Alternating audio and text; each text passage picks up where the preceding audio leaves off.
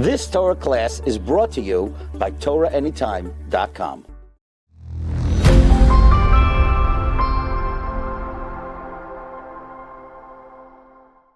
Good evening, everybody.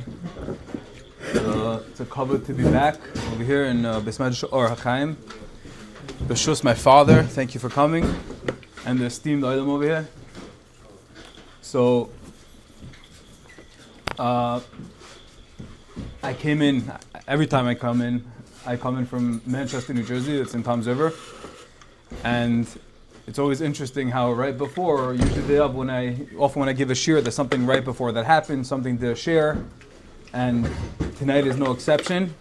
It's those small things that often seem very insignificant and don't tell too much of a story, but sometimes they're just the right time, the right spot. So I was in a very popular minion factory in Tom's River in Lakewood. It's called Kal B'nai Sachar. It's kind of like the Shiners in Lakewood. I came here once. Yeah? Yeah. Came here once. Before Riverman's yard side and they had a show or something. Okay, so shout out to Rabbi Babad and Kal B'nai Sachar. It's a beautiful place, a beautiful shtibel. They have minyanim, I don't know as many as here. I think it's hard to compete with Shiners, but definitely almost. And there was a very famous figure. I daven mincha ma'ariv there, and there was a very famous figure there, and on his glasses, on the handle of his glasses, it said his name. And I looked at him, and he doesn't know who I am, but everyone knows who he is. He's in every magazine. He's a famous figure.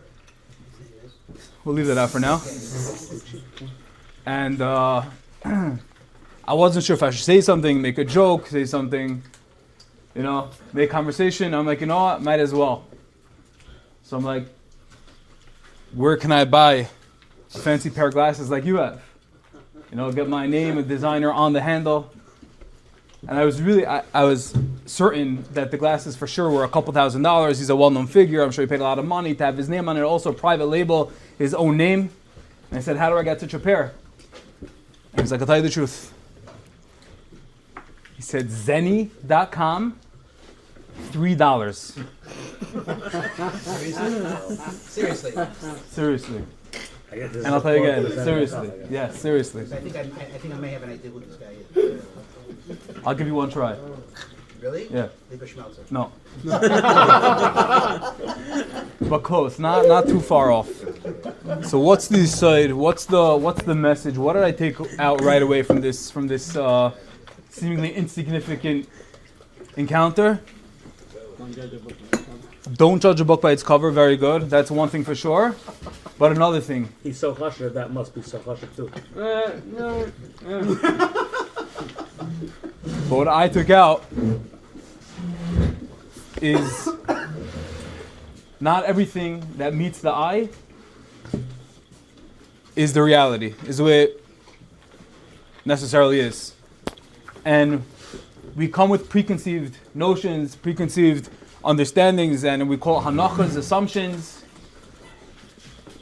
labeling, stereotyping, different situations and circumstances in life, different people, different periods of life. This was bad, this was good, that guy's poor, that guy's rich, this guy's matzliach, this guy's a lo yitzlach. But we never really know the truth until we're there, until we're it. But as long as we're on the sidelines, everything's up for the debate. Everything's up. We don't know the reality. We don't know the truth. And this is a very important yesod in life. Especially as we read the Parshas of Beshalach, and we've been reading the Parshas of Shmois, Va'ir Abaya, and we continue with talking about the Makkos and Yetzias Mitzrayim.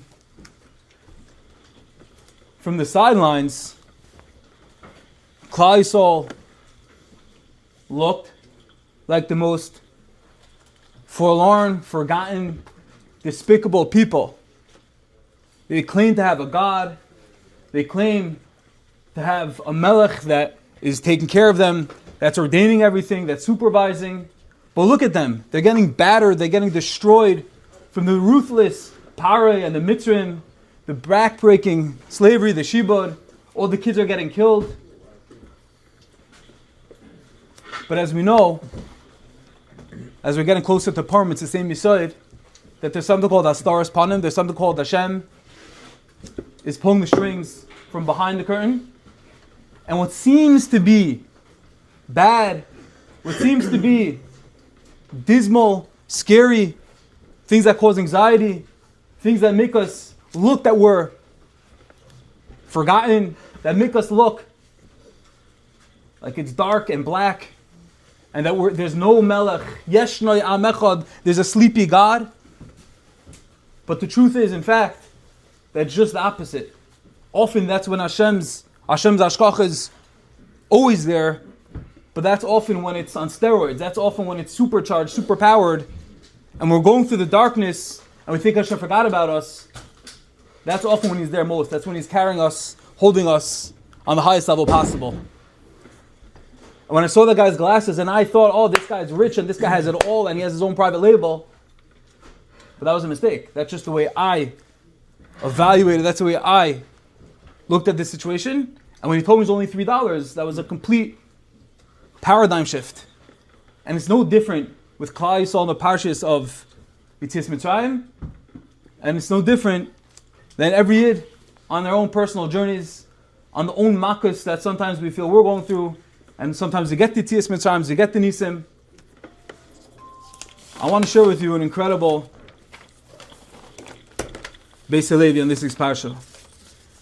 You know, there's a famous kasha, pretty famous kasha. That in itself is what we're talking about over here. Is it a famous kasha? Is it not a famous kasha? I think it is, but maybe you think it's not. So we'll say there is a kasha. The Beis Halevi asks, there's a medrash on what we say every single day in davening. Oz Asher Moshe. Then Moshe is saying. So the medrash says, Omer Moshe, ba'az chatasi shamarti u'me'az basi al-pari l'daber b'shmach hara l'amazeh, ba'az ani omer shira. The Medrash tells us that when Moshe Rabbeinu at the end of Parshas Shmos, he came to Parai and he was complaining. Moshe saw his whole mission with taking care of Klal Yisrael, being manning them. He saw him as an utter failure because Paro's response made him feel that Klal Yisrael's suffering was worse. And the Medrash tells us that through this word of Oz that Moshe said back in Parshas Shmos was a sin, it was an Aveira, it was something that he needed a tikkun for, something that he needed to do tshuva for.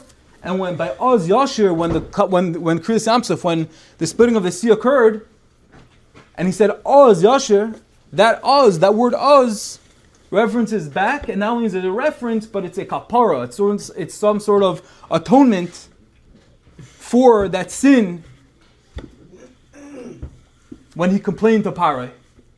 So I asked the Beis Halevi, what does one have to do with the other? He complained back in Parshas Shmos and he said Oz Basi al Parai, the Torah were Oz Basi, and now there's Kriyas Yamsuf and he's saying Oz Asher, now he's saying. So like just very simple, straightforward black and white kasha. What sheikhs? What's the similarity? What does one have to do with the other?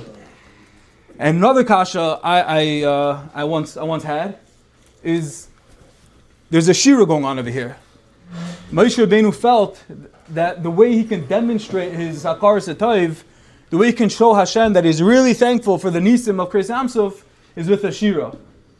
But there are many times in the Torah and Chazal that we find that there's not necessarily a shira. So when is it proper? When is it required to thank Hashem with a shira? When is it adequate to thank Hashem just with words? Right? David HaMelech, not necessarily he's always singing to Hashem. Often he was singing, but sometimes you just Mizmar la'asaf, or we're saying Tefillah la'asaf, Tefillah la'ani. So when's it a Tefillah, when's it a Shir? What's going on over here? Why specifically at Kriyas Yamsuf, which was obviously the greatest miracle of all time, but why was it the Shira?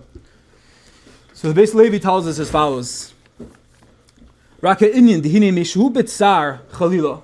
He explains that imagine you have a person who's sick, and he gets healed, there's a doctor who heals him.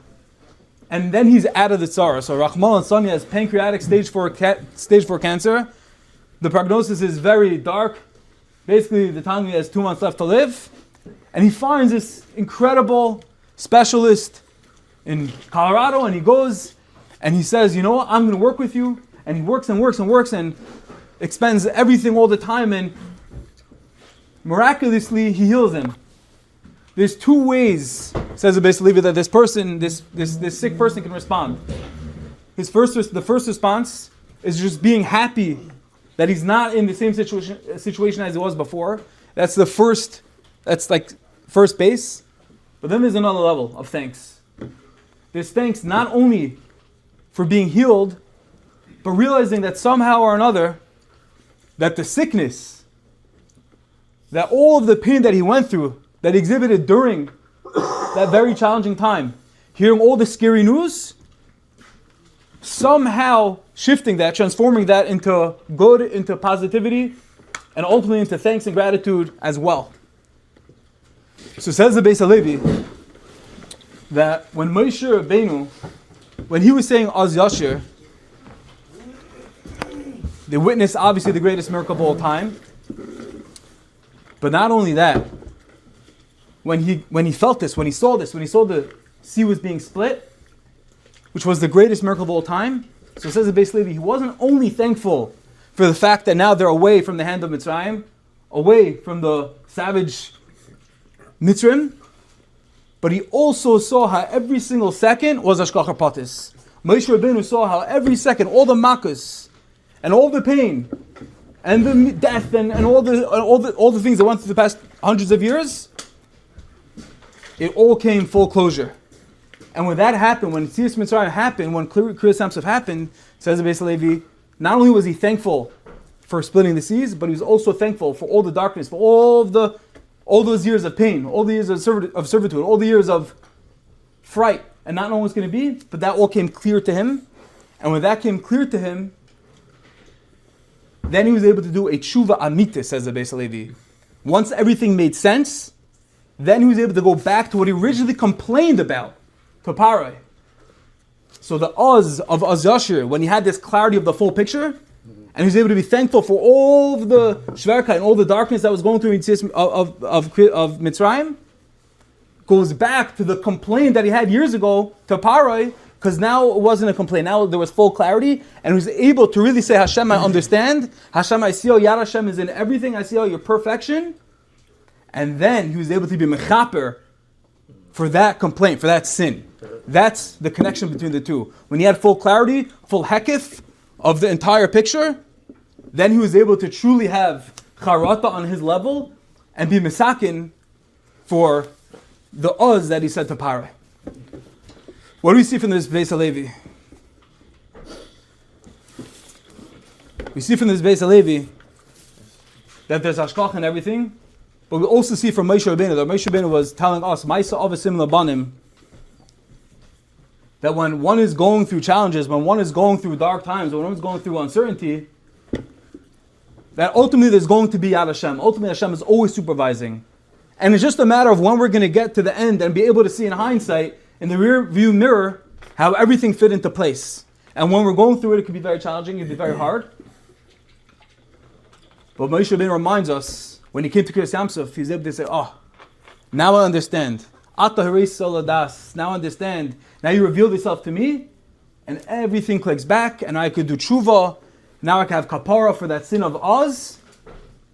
And ultimately, now they were ready, they were at the level, they can cleanse themselves and come to be the Am Nivchar and be the Kabbalah the Torah. That's the Beis Halevi. But I think there's another step which is very important. And that's realizing that the problems, that the challenges often, they build a person, and those challenges were never forgotten, we're never forlorn, Hashem never just turns our back on us. He's always carrying us through.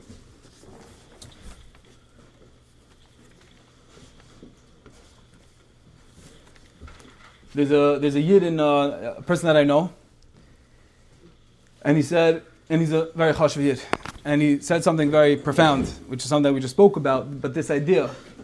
He said, and he's a big Baal B'tachan, and he learns all day, but he was in a moment he was just being honest.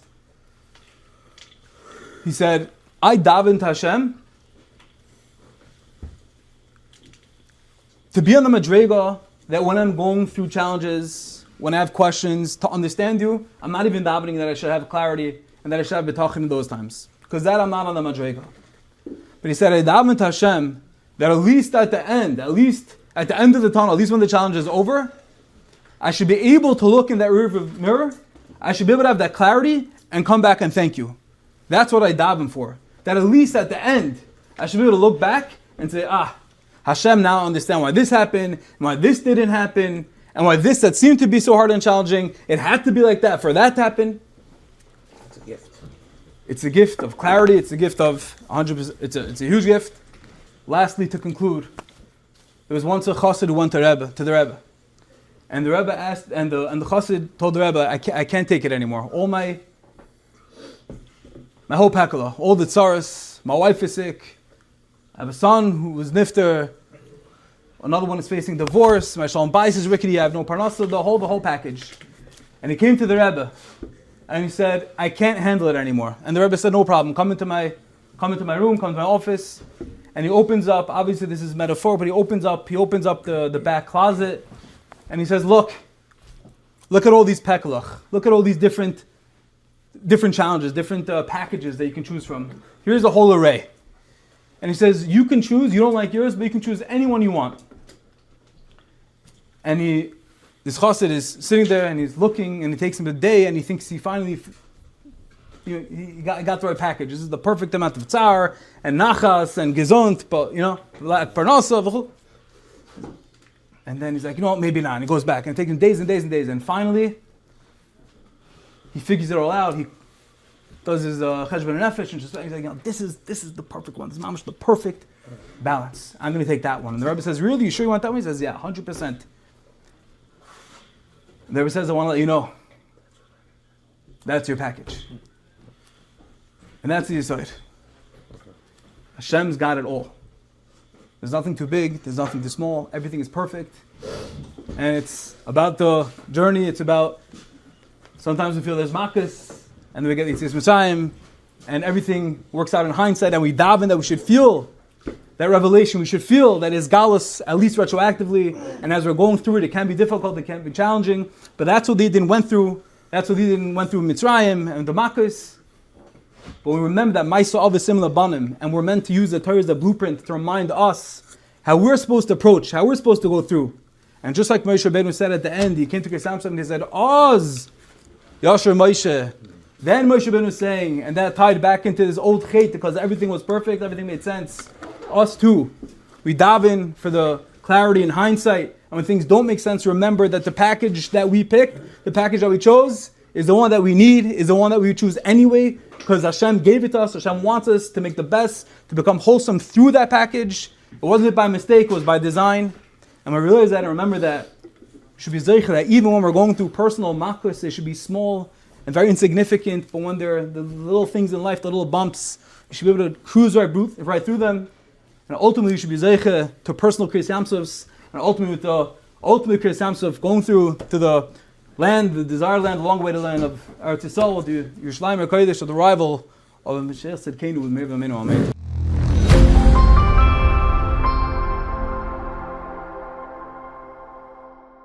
You've just experienced another Torah class brought to you by TorahAnytime.com.